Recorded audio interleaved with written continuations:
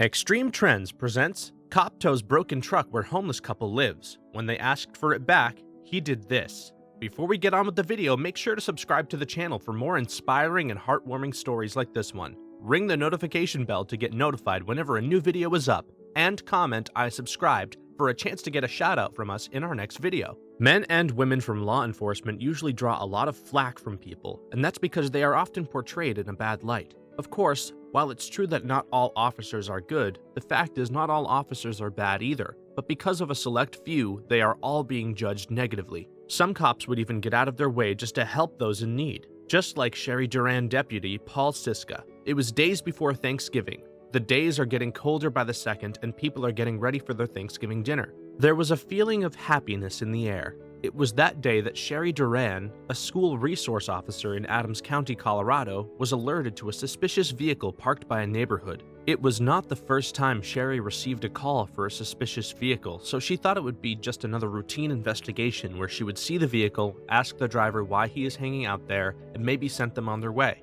Sherry soon went to investigate the call. When she got to the area, she immediately saw the truck. Its engine was off and there seemed to be people inside. She approached it cautiously and peeked inside the windows. What she saw definitely broke her heart. Inside the truck was a couple who had just recently become homeless. Sherry called their attention and they told her that their truck has broken down and they have nowhere else to go. They also thought Sherry would issue them a ticket or even tow their vehicle away. But Sherry had another plan. She was absolutely touched by the couple's situation and she couldn't bear to stand idly by as the couple takes refuge in their broken down truck while Thanksgiving is approaching. Sherry promised not to call the tow truck company, and instead, she called the sheriff's office community resource team to help them out. Deputy Paul Siska arrived at the scene and talked to the couple. He found out even more about the couple's desperate situation, and it was truly heartbreaking. Apparently, the couple was working on getting out of their current situation. They were actively trying to find a job, but as luck would have it, their truck broke down and they didn't have any money for the bus. This has put them in a very precarious situation because they won't be able to go around to look for jobs without any transportation. So the deputies decided to help them out by bringing their car to Ingram Car Care Center in Arvada, where Todd Ingram, the owner of the car care center, offered to fix it free of charge. Ingram said that he is part of the Dober Society. They are motorcycle guys and they are always willing to give back to society. Their goal is to always help law enforcement, firemen, and the military. So when Ingram got the call from the deputy that she needed his help, he knew hands down he will do his best to help out. He also said that the truck's transmission was already bust, so his motorcycle club paid for the transmission. He also did the install labor for free, just so they can help get the couple back on their feet. But because the couple were homeless and were using their truck as their temporary home, getting their vehicle fixed meant that they were going to lose their only shelter.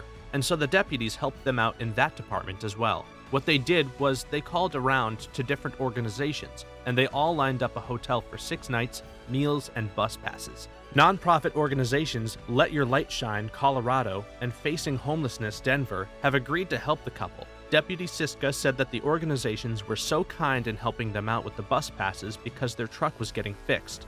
That way they can still go out and find a job.